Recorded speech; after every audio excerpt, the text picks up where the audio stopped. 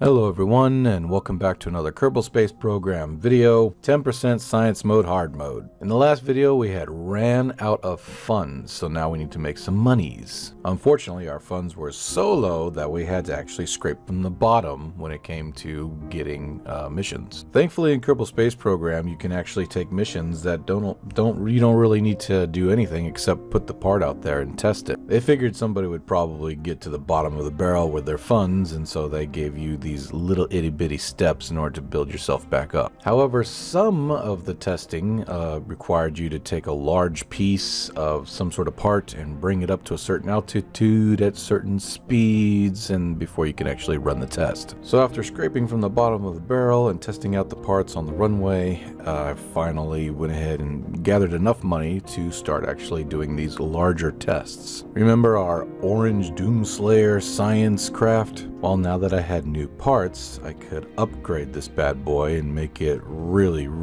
good. One of the science test doohickeys was to actually grab a large heat shield, bring it up to a certain altitude at a certain speed in order to run the test. Thankfully it worked, but not exactly cost effective because I wasn't able to bring the craft back to the KSC.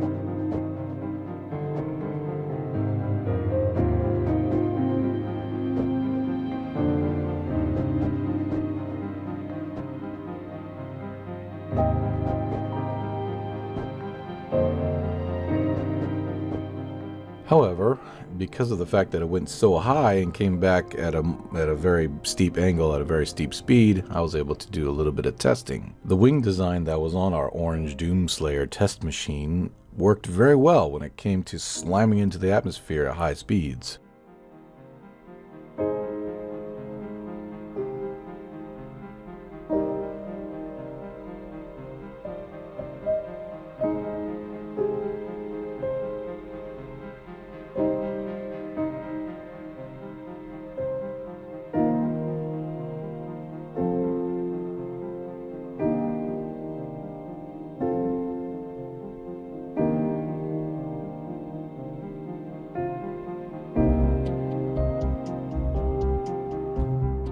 Finally, I was able to get enough money to actually do some missions where it required me to bring tourists into space. Now, some people think that tourism there's not a whole lot of money in it. However, let me explain why tourism is a huge cash cow and should not be disregarded. Unlike part testing or flying across the whole planet in order to get some sort of heat or atmospheric readout, with tourism, every single Kerbal pays a certain amount of money that you bring up there. So while one contract might only allow you to get 2 tourists to go into orbit and pay so much money, 2 contracts of the same thing can pay you double that money. This only gets better as your technology gets better and your craft gets larger. In other words, you can stack these contracts on top of each other in one mission. So imagine, if you will, that I had a vehicle that could take, or can I say, I actually upgraded the facility to allow me to take like 3 or 4 contracts of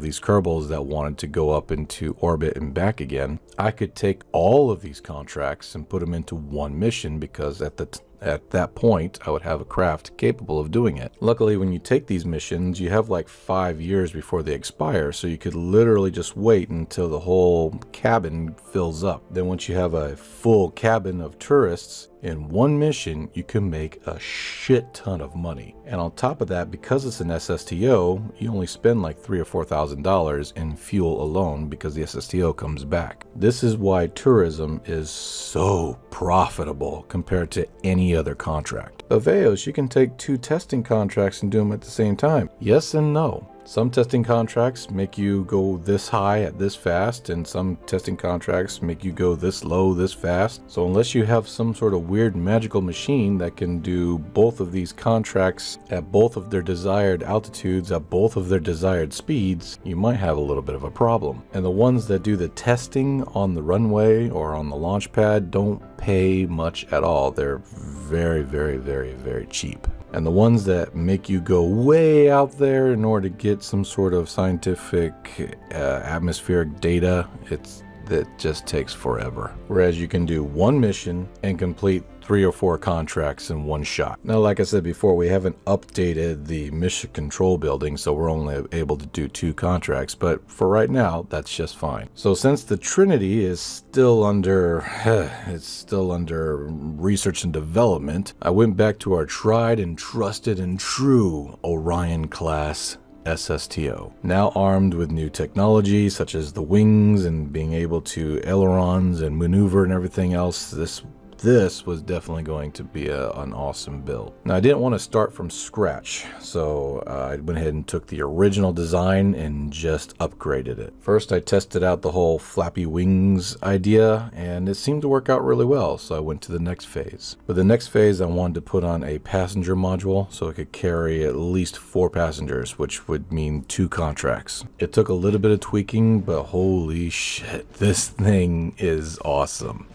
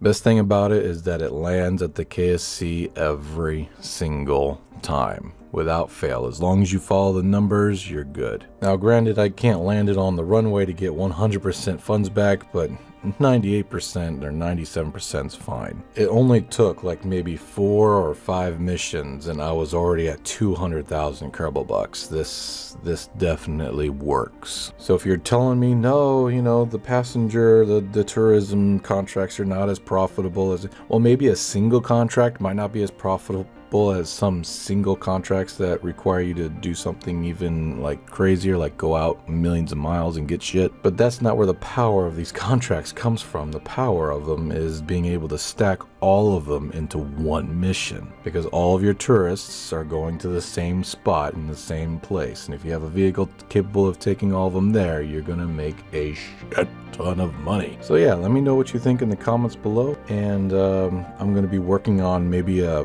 better Orion class vehicle. I've got a few ideas in my head I want to test out, so that'll be in the next KSP video. Will be like an Orion Type 2 or whatever. What was this, 8, 9? I forget. But anyway, thank you so much for watching, and if you liked what you saw, please leave a like, and if you loved what you saw, consider subscribing. We also have a membership program. If you become a member, you get cool little emojis and badges and stuff next to your name. Pretty cool, check it out. And also that bell notification. Anyway, love you all, stay safe, and I'll see you in the next video. Bye for now.